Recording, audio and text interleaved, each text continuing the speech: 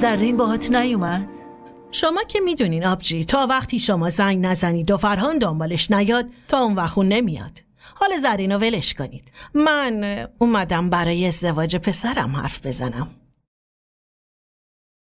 من اومدم برای کاظم پسرم تارا رو خواستگاری کنم. چی؟ نصرت تو حواست سر جاشه؟ داری با من از ازدواج عروس بیوم حرف میزنی؟ آبجی اون الان عروستون نیست، بیوه است. واسه همین اومدم خواستگاری. در ضمن همه عمرشو که نمیخواد اینجا بگذرونه. بالاخره یه روزی باید ازدواج کنه. خب الان از خانواده ما دور نمیشه. کاظم هم مخالفتی نداره. شما ارسلانو پیش خودتون نگه دارید. تو عقلت سر جاشه؟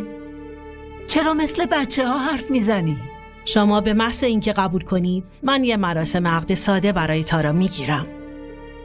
تارا یه وسیله بازی یا عروسک نیست که هر کی دلش خواست و هر وقت دلش خواست بیاد اونو با خودش ببره. اون هم مثل من و تو آدمه. آره هم انتخاب اونو میدونم هم اراده شما رو.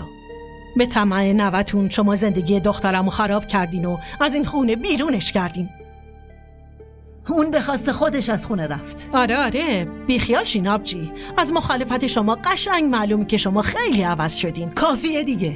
من خیلی کارای تو و کارای اون دخترتو تحمل کردم، اما دیگه صبر و تحمل منم تموم شده. تا به امروز هر حرف راست و دروغش رو در نظر نگرفتم، اما تا کی نصرت؟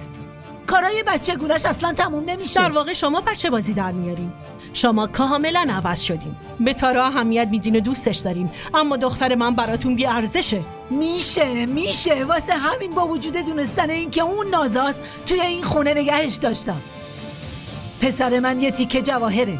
تا به امروز همه عیب‌های دخترتو از ما پنهون کرد، اما اون این بازی‌هاشو به حد آخرش رسوند. خیلی خودخواه و مغروره. حفظ کردن خون زندگیش خودخواهی نیست آبجی. شما یه روزی بالاخره به این وصلت راضی میشین. دختر من تا زمانی به این خونه بر نمیگرده که تارا خونه رو خالی نکنه و از اینجا نره. شما به پسرتون بگید اگه میخواد زنش دوباره به خونه برگرده پس باید ازدواج کاظم و تارا رو قبول کنید. شما هم باید یه ذره فداکاری از خودتون نشون بدید. اگه نشون ندین پس معلوم میشه که نیت شما خیر نیست.